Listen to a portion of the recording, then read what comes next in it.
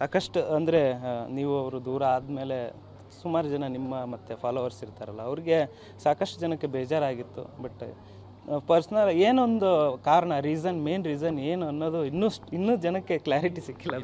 This is no this is totally completely personal ವಿಷಯ. ಇದನ್ನು ಯಾರಿಗೂ ಹೇಳಬೇಕಾಗಿರುವಂಥ ಅವಶ್ಯಕತೆ ಇಲ್ಲ. So I don't want to talk about this.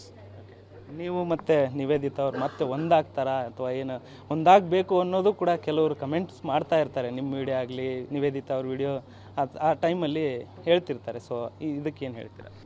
ನಾವು ಡಿಸಿಷನ್ ತೊಗೊಂಡಿರೋದು very clear with my decision. ಇದು ನಾನು ಅವತ್ತೂ ಹೇಳಿದ್ದೆ ನಾನು. ಸೊ ಈ ಡಿಸಿಷನ್ ಮಾಡೋದೇನು ಇಟ್ಸ್ ನಾಟ್ ಈಸಿ. ಅಂದರೆ ಮಕ್ಕಳ ಆಟ ಅಲ್ಲ ಇದು.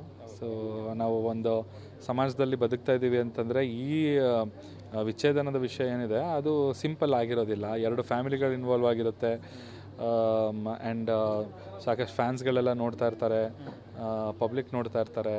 ಸೊ ಅವ್ರ ಮುಂದೆ ನಾವು ಮತ್ತೆ ಬಂದು ನಿಂತ್ಕೋಬೇಕು ಅಂತಂದಾಗ ನಮಗೊಂದು ಲೈಫಲ್ಲಿ ಕ್ಲಾರಿಟಿ ಇರಬೇಕಲ್ವ ಸರ್. ಫಸ್ಟು ನಾವು ಆ ಡಿಸಿಷನ್ ಮಾಡಬೇಕಂದಾಗ ನಮಗೆ ತುಂಬ ಕ್ಲಾರಿಟಿ ಇರಬೇಕು, ಸುಮ್ಮನೆ ಹೋಗಿ ಇದು ಮಾಡ್ದಂಗಲ್ಲ. ಸೊ ಹಾಗಾಗಿ ಅವರ್ ಡಿಸಿಷನ್ ಈಸ್ ಪ್ರಾಪರ್ ಸರ್, ಕರೆಕ್ಟಾಗಿದೆ. ನಿವೇದಿತಾ ಅವರು ಸಾಕಷ್ಟು ಸೋಷಿಯಲ್ ಮೀಡಿಯಾದಲ್ಲಿ ಆ್ಯಕ್ಟಿವ್ ಆಗಿರ್ತಾರೆ. ಅವರ ವಿಡಿಯೋಗಳಿಗೆ ಕೆಟ್ಟದಾಗಿ ಕಮೆಂಟ್ಗಳನ್ನೆಲ್ಲ ಹಾಕ್ತಿರ್ತಾರೆ.